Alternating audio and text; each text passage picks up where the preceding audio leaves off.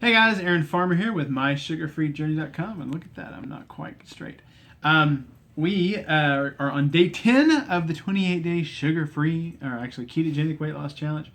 And today we're going to talk about how to force your body to use stored fat as fuel. So what controls the metabolic processes that we discussed yesterday? Well, I'll tell you this, it's not eating less and exercising more. This is a hormonal process happening on the metabolic level. And while there are several hormones involved in the process, there is one that has the primary function in the process, and that hormone is insulin. So insulin's job is to make sure that every cell in your body has access to the glucose your body just created from the food you ate. And if there is too much glucose available to use right this minute, it stores it. It either stores it in your muscles as glycogen, or it stores it in your fat cells where it can bond with fatty acids to form triglycerides, and that makes you a little fatter. It does this primarily through two enzymes. The first is lipoprotein lipase. We're going to call that LPL. So LPL sticks out on the surface of the cell to grab fat and pull it into the cell. You can imagine your fat cells like this. LPL is a little hook that sticks out and grabs fat and fatty acids and glucose and pulls it into the individual fat cells or the individual muscle cells. Just disregard my wife abusing my dog. So LPL is not only the reason you get fat, but it also determines where the fat is stored. So for instance, if it is more prevalent in the hips and in the bosoms of women, causing them to put more weight on in those areas. In men, it's more prevalent in the gut area. So if you look at your body and you look at where you like to store fat, hips, thighs, chest, wherever it is, the reason you like to store more fat in those places is because you have more LPL receptors in those sites.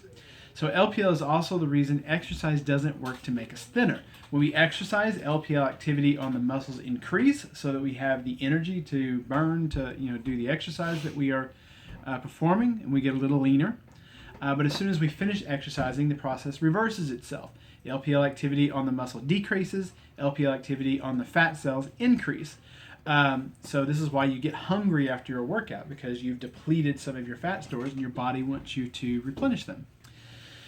So what drives LPL activity? It's insulin. The higher your insulin levels, the more LPL works to pull fat and glucose out of the bloodstream and into your fat cells, and the fatter you get. Insulin also tells your muscles to prefer glucose over fatty acids for energy. So if your insulin levels are high, those fatty acids in your bloodstream get returned to your fat cells unused instead, and you get a little fatter if your insulin levels are high. So now let's talk about the other enzyme in the process, hormone-sensitive lipase, or HSL. So HSL is the hero in our weight loss story because it works to break down triglycerides within the fat cells into fatty acids and glycerol so that the rest of the body can use those for fuel. The more active HSL is in our body, the more fat that is liberated from our fat cells and the thinner we get. But guess what suppresses HSL? That's right, it's our old friend insulin. And it takes an incredibly small amount of insulin to stop HSL activity and to stop weight loss. This is why cheat days hurt so much. If you're on a ketogenic diet and you cheat and you eat some carbs one day, it may be a week before you start losing weight again because you flooded your body with insulin and you've stopped HSL function. So here's the secret. Eat foods that cause an insulin spike and you get fatter. Avoid those foods and you get thinner. It's not really a whole lot more complicated than that, but that's not the whole story because chronically high levels of insulin affect your health in other ways besides weight gain. In fact, many of the so-called diseases of civilization, or diseases that aren't caused by viral or bacterial infection but tend to increase as we get older, can be traced back to high insulin levels, and that's what we're going to talk about for the next couple days, is the way how chronically high levels of insulin and chronically high levels of inflammation drive disease. So we'll look for you tomorrow. Thanks a lot. Bye-bye.